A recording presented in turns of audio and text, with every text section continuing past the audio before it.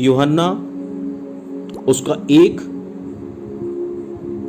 29 वचन को देखते हैं हम।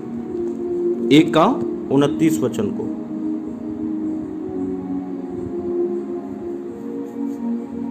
यहां पर परमेश्वर का वचन कहता है, यूहन्ना 1 उसका 29 वचन, दूसरे दिन उसने यीशु को अपनी ओर आते देखकर कहा, देखो ये परमेश्वर का मेमना है जो जगत के पाप हरता है। कौन?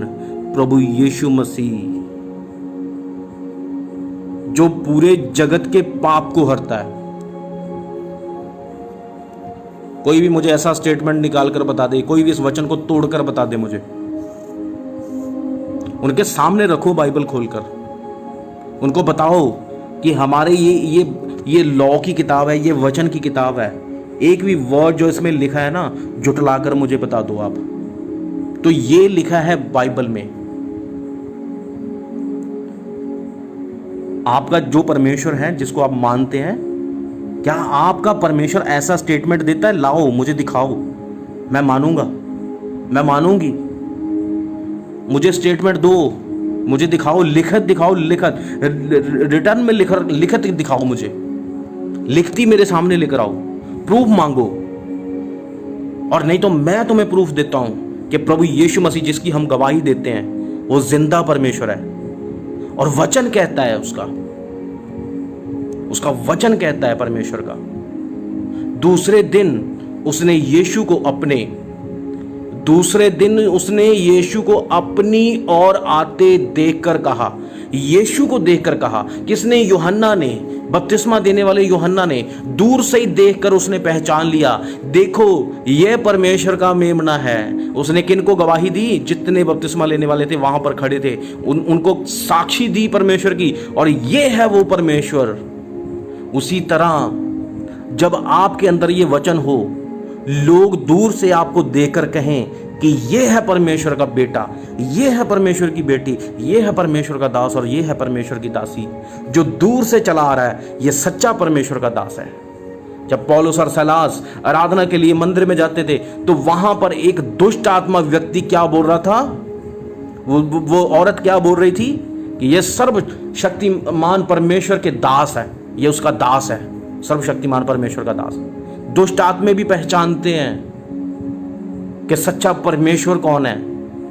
दुष्ट आत्मा को भी पता है, वो भी परमेश्वर के आगे झुकते हैं।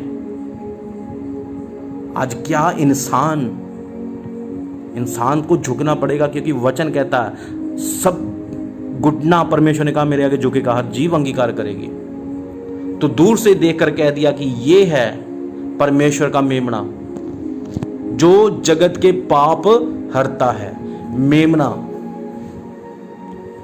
जिस मेमने को बलि के लिए काटा जाता था, वो परमेश्वर। किसका जिक्र हो रहा है? किसकी बात हो रही है? प्रभु यीशु मसीह की।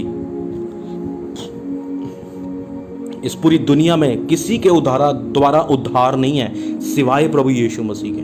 जगत का मेमना, जगत का उद्धार करता, वो मेमना जगत का उद्धार करता, जगत को पाप से छुड़ाने वाला, जगत को पापों से मुक्ति देने वाला।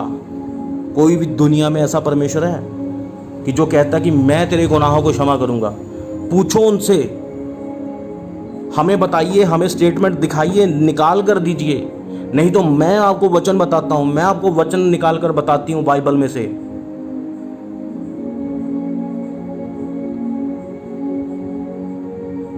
बताओ उनको, देखो ये है वचन में लिखा, देखो ये है परमेश्वर का मेमना जो जगत के पाप हरता है। कोई भी ये नहीं कह सकता कि मैं पाप को हरूंगा, कोई किसी में पावर ही नहीं है। मैं आपको बताना चाहता हूं, फॉरेन में ऐसे कुछ पास्टर्स थे, फॉरेन में कुछ ऐसे पास्टर बने कि जिन्होंने अपने आप को अपने ग्रंथ बनाए और जिन्होंने लोगों को गलत शिक्षा पर लगाना शुरू किया, और उन्होंने कहा कि जिस मसीह के आने की बात हो रही थी वो मसीह मैं हूं। और उन्होंने अपनी वाइफ को छोड़कर 16-16 साल की लड़कियों के साथ उन्होंने मैरिज करवा रखी थी और वो प्रतिदिन को गर्म करते थे। और पता नहीं वो क्या क्या चीज़ें ऐसी थी, उनके पास इतनी प्रॉपर्टी, इतनी जायदाद थी, उनके पास लोगों की गैदरिंग भी थी। और वो लोगों को क्या सिखाते थे? वो गलत टीचिंग देते थे, वो शराब पीना सिखाते थे, वो लोगों को व्यभिचार करना सिखाते थे, वो पॉन्स वीडियो सब चीज़ें उनके वहाँ पर उस चर्चों में वहाँ पर होता था।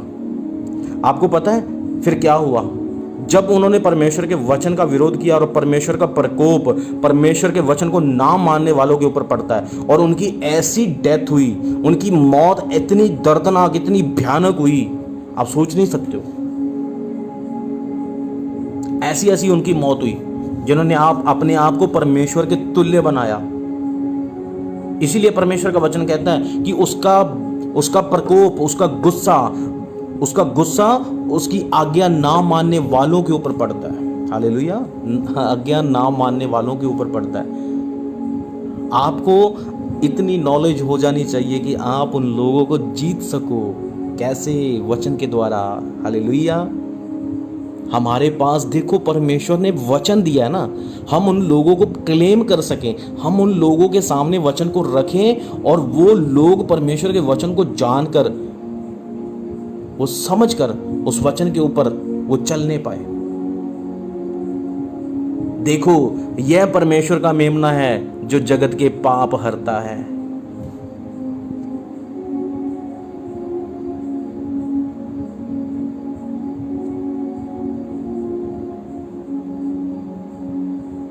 हालेलुया, कितना पावरफुल वचन है।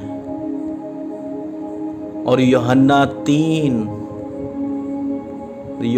3 उसका 16 वचन कहता है, क्योंकि परमेश्वर ने जगत से ऐसा प्रेम रखा कि उसने अपना इकलौता पुत्र दे दिया, ताकि जो कोई उस पर विश्वास करे, किस पर? प्रभु यीशु मसीह के ऊपर। जो विश्वास करे वह नाश ना हो परंतु अनंत जीवन पाए, अनंत जीवन पाए, स्वर्ग में जीवन पाए, स्वर्ग में स्थान पाए।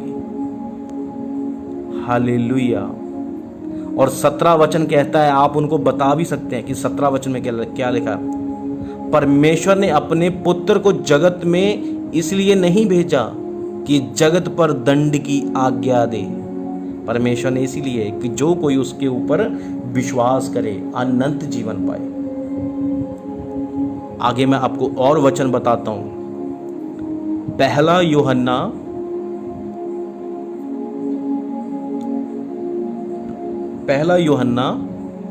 2 उसका 1 और 2 वचन आपने डाल देना है। पहला यूहन्ना उसका 1 और 2 वचन मैं आपके लिए पढ़ता हूं।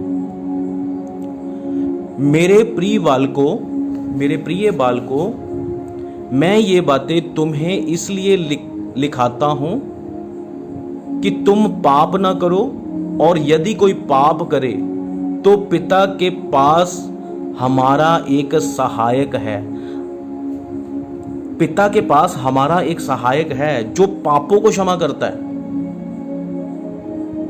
जो हमारे पापों को क्षमा करता है। कौन? पिता के पास हमारा एक सहायक है, अर्थात धर्मी यीशु मसीह। कौन है जो हमारे गुनाहों को, जो हमारे पापों को क्षमा कर सकता है? कहीं सुना अब तक आपने? कहीं सुना कोई ऐसा नाम? सुनोगे भी नहीं, क्योंकि उद्धार सिर्फ प्रभु यीशु मसीह के नाम में ही है। इसीलिए परमेश्वर का वचन कहता है, आकाश, धरती और पाताल में कोई दूसरा नाम नहीं दिया गया जो हमें बचा सकता है सिवाय प्रभु यीशु मसीह के नाम के। कोई भी नाम नहीं है जो हमें बचा सकता है। पहला यूहन्ना 2 का 2 वचन क्या कहता है हमें? और वही हमारे पापों का प्रायश्चित है। प्रभु यीशु मसीह ही हमारे पापों का प्रायश्चित है। ये मैं नहीं, परमेश्वर का वचन और परमेश्वर का आत्मा और मेरी जुबान, मेरा रोम रोम, ये मेरा कतरा कतरा परमेश्वर की गवाही देकर बोलता है। हालेलुया। मुझे नहीं लगता कि आपने आज तक ऐसे वचन को सुना होगा और सीखा होगा और समझा होगा। और वह हमारे पापों का प्रायश्चित है। कौन? प्रभु यीशु मसीह। अगर हम गलती करते, पाप करते हैं, तो सबका प्रायश्चित प्रभु यीशु मसीह है। और केवल हमारे ही नहीं, आगे सुनो, आगे परमेश्वर ने कहा, आगे परमेश्वर ने क्या कहा? और केवल हमारे ही नहीं, वरन सारे जगत के पापों का भी, पूरी दुनिया के पापों का भी प्रायश्चित प्रभु यीशु मसीह है। प्रभु यीशु मसीह है। प्रभु यीशु मसीह के बिना कोई भी हमारे पापों को, हमारे गुनाहों को क्षमा नहीं कर सकता। क्षमा का अधिकार, पाप माफ करने का अधिकार, फिर से हमें खड़ा करने की ताकत, बल, बुद्धि, सामर्थ्य, ज्ञान की बातें सिर्फ प्रभु यीशु मसीह के पास है। उसके बिना और किसी के पास नहीं है, किसी के भी पास नहीं है। खुला चैलेंज करता हूं, एक एक वचन का तोड़ मुझे बताकर निकाल कर दे कोई भी जो नहीं परमेश्वर के वचन को मानते। इसके विपरीत मुझे वो वचन निकाल कर बताए, तब मैं मानूंगा। आज बहुत से लोग जो कहते हैं नहीं गुरुओं का गुरु है, नहीं हम तो चर्च जाएंगे पर मानेंगे नहीं हम, परमेश्वर हमें चंगा कर दे, बस यही बहुत है, चंगाई मिल जाए, हमारा कर्जा उतर जाए, हमारी प्रॉब्लमें चली जाए। अच्छा, बहुत से लोग ये भी कहते हैं हम साल से प्रभु में हैं। क्या दिया प्रभु ने? मैं आपको पूछता हूं, आप तो प्रभु को बोलते हैं ना कि आप, परमेश्वर ने हमें क्या दिया, हम 1 साल से प्रभु में हैं। आपने क्या दिया प्रभु को? आपने प्रभु को क्या दिया? क्या आपने अपना टाइम दिया, अपनी नींद का थोड़ा सा समय दिया परमेश्वर को? अपने होठों से थोड़ा धन्यवाद दिया दिल से? आपने वो काम छोड़े परमेश्वर के लिए?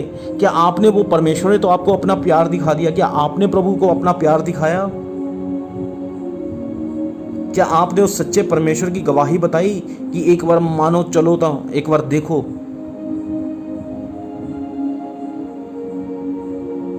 क्या बात करते हैं आप? प्रभु को सिखाने चले हो आप। हम प्रभु को सिखाने चले हैं आज प्रभु से सीखने नहीं, हम प्रभु को सिखाने जाते हैं।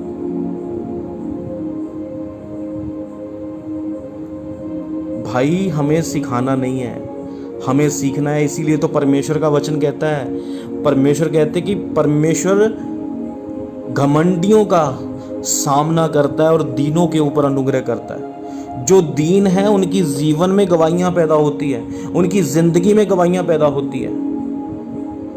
आज हम 50 रुपए के एक शराब के एक छोटी सी एक बोतल के ऊपर हम बिक जाते हैं।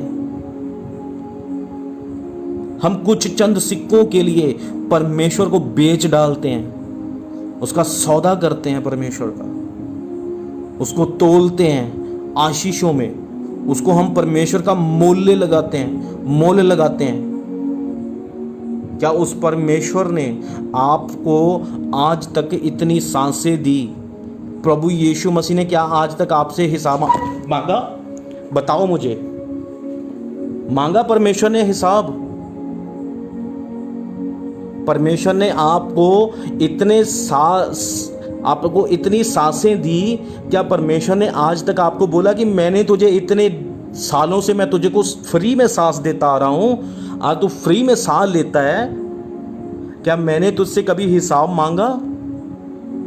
आज हॉस्पिटल में जाओ, वो नकली आपके ऊपर ऑक्सीजन लगाएंगे, लाखों रुपया इट लेंगे। क्या बात करते हैं आप? वचन चुभेगा आज। क्या बात करते हो आप? क्या बात करते हो? सीना चौड़ा हो जाता है जब ऐसे आप बात करते हैं। परमेश्वर का मूल्य लगाते हो आप। अरे उस परमेश्वर के पास एक बार बैठकर देखोगे ना, तब पता चलेगा कि परमेश्वर ने क्या क्या आपकी जिंदगियों में किया है। पूरी जिंदगी मेरी आज तक की, अब तक की मेरी पूरी जिंदगी परमेश्वर ने मेरे सामने स्क्रीन खोलकर दिखा दी। परमेश्वर ने कहाँ कहाँ मेरी रक्षा की, किस किस एक्सीडेंट से परमेश्वर ने मुझे बचाया, कौन सी छत मेरे ऊपर गिरने वाली थी उसमें परमेश्वर ने मुझे बचाया, कितने एक्सीडेंट से परमेश्वर ने मुझे बचाया। और आज तक मैं आज जहाँ पर खड़ा हूँ तो उस परमेश्वर की ये दया है, उसका ये प्रेम है, उसका ये अनुग्रह है। आज मैं छत के नीचे हूँ, आज आप सुन रहे हैं, आज आपके साथ बात कर रहा हूँ, ये जुबान उसकी देन है। पल में हार्ट अटैक आ जाता है, जुबान टेढ़ी हो जाती है। आज जो हम चौड़ी छाती लेकर घूमते हैं, अपना सर उठाकर घूमते हैं, पता ही नहीं चलता कि मुंह की डायरेक्शन किधर को चली जाती है, लेफ्ट साइड ही खड़ जाती है। क्या प्रभु 1 साल से 1.5 साल से हम चलते आ रहे हैं, प्रभु ने तो हमारा कुछ नहीं किया, प्रभु ने तो हमारा कुछ नहीं सुना। अरे पहले अपने आप को चेक तो करो कि आपने प्रभु को कितना बेस्ट दिया, कितना समय आप परमेश्वर को देते हैं, कितना आप परमेश्वर के लिए एक अपने अंदर तड़फ रखते हैं। क्या वो समय दिया आपने परमेश्वर को? हालेलुया। बहुत सी बातें करते हैं ये नहीं। वो प्रभु में आया था, उसके जिंदगी में कोई काम नहीं हुआ तो वो बैकस्लाइड हो गया। मैं भी बैकस्लाइड होने जा रहा हूँ, मैं भी पीछे हटने जा रहा हूँ। यार ये कुछ नहीं मिलता इधर, ये सब बातें ही हैं। चलना बहुत मुश्किल है, चलना ही मुश्किल है, चल नहीं पाते हम।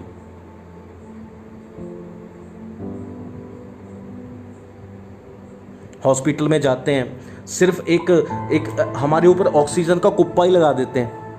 मरे हुए व्यक्ति के वो ऑक्सीजन लगाकर लाखों रुपए बना देते हैं, लाखों रुपए बना देते हैं। किस चीज के देने पड़ते हैं हमें पैसे? जो उन्होंने अपना नकली, जो उन्होंने ऑक्सीजन जो लगाई, उनको सांसें दी उनको, वो सांसों के एक एक सांस का उनको पैसा देना पड़ा। 1000 रुपया या 10,000 रुपये के करीब, जितनी सांसें उन्होंने उसके अंदर डाली। क्या परमेश्वर ने आपके अंदर इतनी सांसें डाली हुई है? आज सोच कर देखो, इनका हिसाब लगा कर देखो तो कितने कर्जाई हो आज आप, परमेश्वर के कितने देनदार हो। कभी सोचा है? कभी नहीं सोचते, कभी नहीं। बस जो हमें दिखता है उस पर विश्वास करते, जो हमें नहीं दिखता उस पर हम विश्वास नहीं करते। हमें सोचने की ज़रूरत है, समझने की ज़रूरत है, इन सब बातों को सीखकर उस पर चलने की ज़रूरत है। इसीलिए बहुत से विश्वासी जो है, जब ऐसी शिक्षाओं को सुनते हैं वो बैक हो जाते हैं, पीछे हट जाते हैं, अपने चर्च को छोड़ देते हैं, दूसरी चर्च ढूंढते फिर। और ऐसे विश्वासी हैं जिनको सही नॉलेज नहीं होती, सही शिक्षा नहीं होती, इसीलिए वो बहक जाते हैं, इसीलिए वो पीछे हट जाते हैं। हमें बनना पड़ेगा ऐसा। हमें अपने आप को इस गलत शिक्षा से, इस शैतान के प्लान से अपने आप को खुद आज़ाद करना पड़ेगा। वचन के द्वारा अपने आप को रीचेक करो, रोज करो, स्कैन करो अपनी। मैं जब भी प्रार्थना में बैठता हूँ, जब भी मैं परमेश्वर के सामने जाता हूँ, अगर मुझसे गलती हो जाती तो पवित्र आत्मा मुझे क्विकली उसी समय मुझे टीच करता है कि बेटे तेरे से गलती हो गई है, यहाँ पे गलती हो गई है, रिपेंड कर ले, पश्चाताप कर ले, उसी समय छोड़ दे, इसको दोबारा ना करना। पवित्र आत्मा बोलता है उसी समय। मैं उसी समय आवाज को सुनता हूं और उसी समय उसको छोड़ता हूं और दोबारा ना करने का परमेश्वर से अनुग्रह मांगता हूं। किससे अनुग्रह मांगता हूं? परमेश्वर से। समझ आ रहा होगा आपको। और किसी से नहीं, किसी इंसान से नहीं अनुग्रह मांगना, परमेश्वर से मांगना। जबकि परमेश्वर देते हैं तो हम मांगेंगे ना परमेश्वर से। किससे मांगेंगे? परमेश्वर से मांगेंगे। बेटा अपने बाप से ही मांगता है, क्या पड़ोसी को अपना बाप बोलेगा? क्या पड़ोसी को बोलेगा कि हाँ तू मेरा पिता है तो मुझे दे? वो क्या आपके साथ सलूक करेगा आपको पता है। दूसरा कुरिन्थिया 5 उसका 14 से 15 वचन को पढ़ेंगे। दूसरा कुरिन्थिया 5 उसका 14 और 15 वचन हम देखते हैं। क्योंकि मसीह का प्रेम हमें विवश कर देता है। किसका प्रेम? मसीह का प्रेम।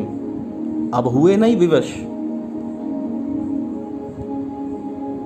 अब हुए हैं ना विवश, हम विवश हो गए, कमजोर हो गए हम, इसलिए कि हम ये समझते हैं कि जब एक सब के लिए मरा तो सब मर गए। जो एक सब के लिए मरा सब मर गए, उसके पीछे चलने वाले वो सब मर गए। जो जिनके लिए वो एक मरा वो सब मर गए, उनके पीछे चलने वाले, फॉलो करने वाले। और वह इस निमित्त सब के लिए मरा कि जो जीवित है वह आगे को अपने लिए ना जिए परंतु उसके लिए जिए जो उनके लिए मरा और फिर से जी उठा। कौन? प्रभु यीशु मसीह, यीशु नासरी। प्रभु यीशु मसीह किन के लिए मरा? पापियों के लिए मरा। और अब प्रभु यीशु मसीह किन के लिए आएगा? धर्मियों के लिए। हालेलुया। कि वो दोबारा से ना मरे। एक मौत आएगी, उसके बाद में दूसरी नहीं। तो सीधा कट टू कट परमेश्वर गलकर बात कर रहे हैं, वो बात करते हैं परमेश्वर। इसी समय स्टडी करना इस वचन को।